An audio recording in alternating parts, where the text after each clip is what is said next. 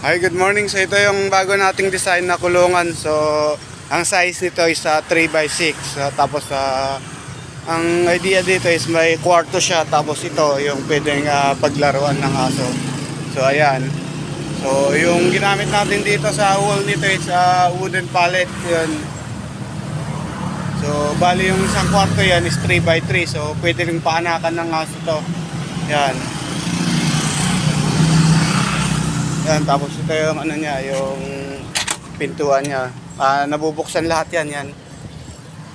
Yan yung ano niya, nabuksan din yun. So, ayan.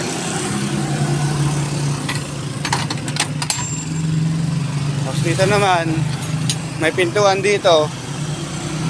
Tapos, pwedeng ditanggal ito. Yan. Para sa mga bully, pwedeng tatanggalin to. Hindi naman tumatalon. Tumatalon yung mga, mga aso. Mga pag, ganyan. Tapos pag yung mga tumatalon, yan, lalagay itong harang na to para hindi sila, ito naman yung bubong nitong yung dito yung kalahati. So may bubong pa rin to in case na gustong ilagay. Yan, pwede.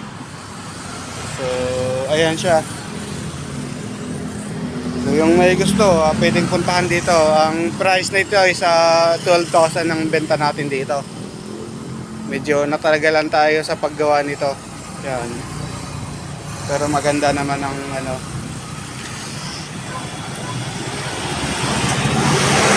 Yan, may pintuan din dito, yan. Para kung gustong ihiwalay, yan, nakukulong doon sa kwarto niya, yan.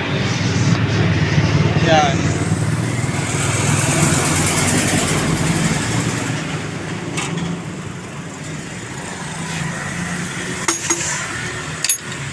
Maganda naman yung kulungan natin.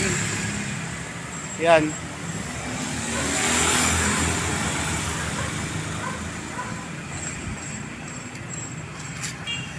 So, kulay blue yung bubong, sky blue naman yung body, tapos black yung mga ibang bakal. So na primer naman ito, tapos makakapal na yung bakal, so tatagal naman to yan.